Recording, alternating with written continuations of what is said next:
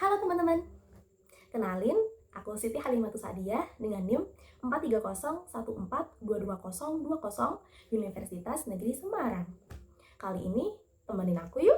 Kita akan mengupas cerita di balik cemilan khas mengenyangkan wadai ilat sapi. Teman-teman, pernahkah kalian mendengar istilah fermentasi sebelumnya? Iya, fermentasi. Fermentasi ini adalah proses alami yang sudah lama digunakan nenek moyang kita untuk mengolah makanan. Dalam pembuatan kue tradisional seperti wadai ilat sapi, ternyata fermentasi juga punya peran penting loh. Salah satu produsen wadai tradisional, kita sebut saja Ibu Nur Hayati, menyebutkan bahwa fermentasi bisa membuat adonan lebih mengembang. Nah, sebagai mahasiswa yang aktif pada mata kuliah kimia pangan, tentunya saya sangat setuju dengan pertanyaan yang dilontarkan oleh beliau. Mengapa ya? Fermentasi pada adonan wadai ilat sapi dilakukan oleh mikroorganisme seperti ragi, Saccharomyces cerevisiae atau bakteri asam laktat. Proses ini melibatkan reaksi biokimia di mana gula glukosa diubah menjadi karbon dioksida, alkohol, dan sedikit energi. Gas karbon dioksida inilah yang nantinya akan terperangkap di dalam adonan yang membuat adonan tersebut mengembang dan memiliki tekstur yang lebih ringan serta renyah saat dimasak. Hal ini mirip dengan cara kerja ragi dalam membuat roti tawar atau roti sobek. Selain itu, fermentasi juga membantu memperbaiki struktur gluten di dalam tepung.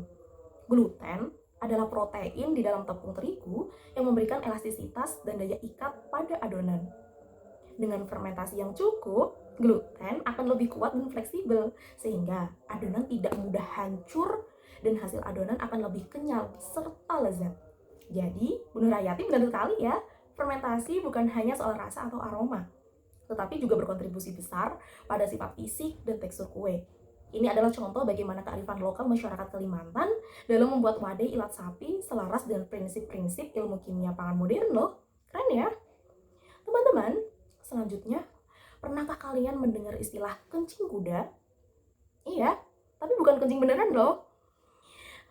Nama yang unik ini sering digunakan oleh masyarakat Kalimantan untuk menyebut bahan pengembang tradisional dalam pembuatan wadai ilat sapi. Nah, meskipun efeknya sungguh luar biasa, namanya sungguh lucu, tapi efeknya sungguh sangat luar biasa pada kue. Amonium bikarbonat dan natrium bikarbonat adalah dua senyawa yang sering digunakan sebagai bahan pengembang alami tradisional dalam pembuatan kue. Lalu, apa yang akan terjadi pada kue saat ditambahkan bahan tersebut ya? Saat kue dipanaskan selama proses pemanggangan, amonium bikarbonat terurai menjadi gas karbon dioksida, uap air, dan gas amonia. Natrium bikarbonat juga terurai menjadi karbon dioksida, air, dan natrium karbonat.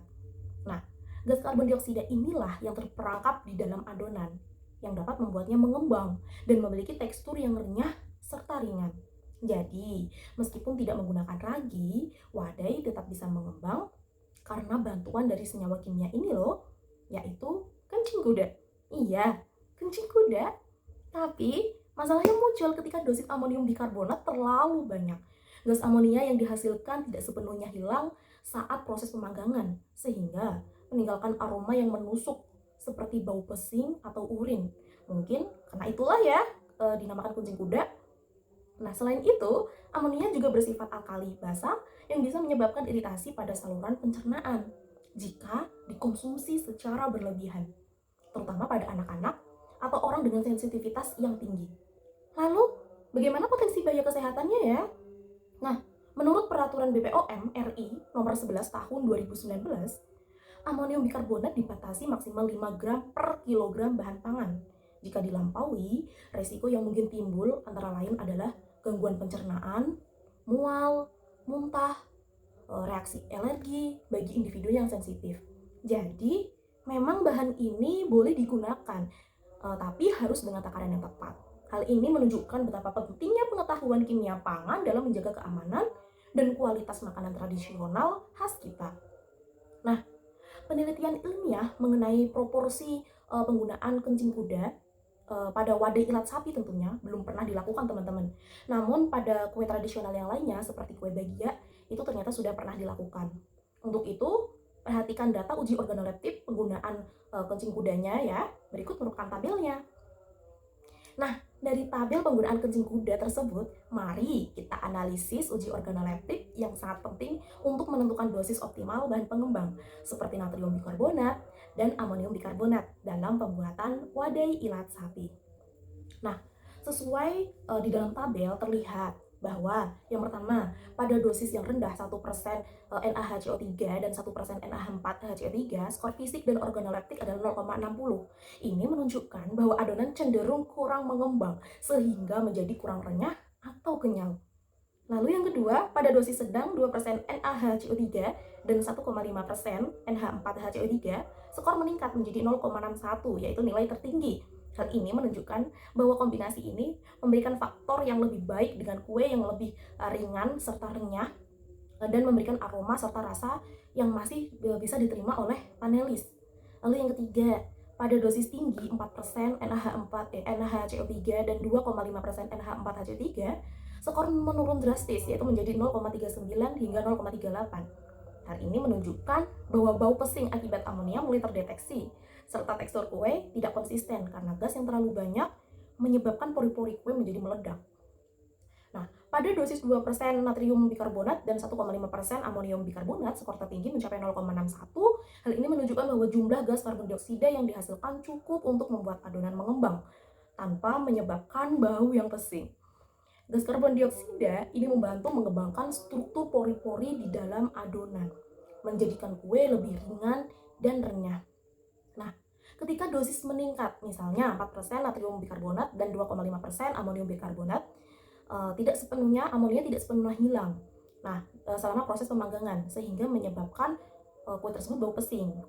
Selain konsumsi amonia dalam jumlah yang besar dapat memicu efek negatif bagi kesehatan seperti iritasi saluran pencernaan atau alergi. Nah, kombinasi natrium bikarbonat dan amonium bikarbonat itu harus seimbang tentunya agar hasil akhir tetap enak dan aman. Natrium bikarbonat lebih stabil dibandingkan dengan amonium bikarbonat, sehingga perlu diatur proporsinya agar tidak berlebihan. Jadi, berdasarkan data uji organoleptik, dosis optimal bahan pengembang untuk wadai ilat sapi adalah 2% natrium bikarbonat dan 1,5% amonium bikarbonat. Nah, teman-teman, tadi kita sudah tahu bahwa kencing kuda atau kombinasi antara natrium bikarbonat dan amonium bikarbonat adalah bahan pengembang tradisional dalam pembuatan wadai ilat sapi. Tetapi penggunaannya harus sangat hati-hati karena bisa menyebabkan bau pesing dan resiko kesehatan jika berlebihan.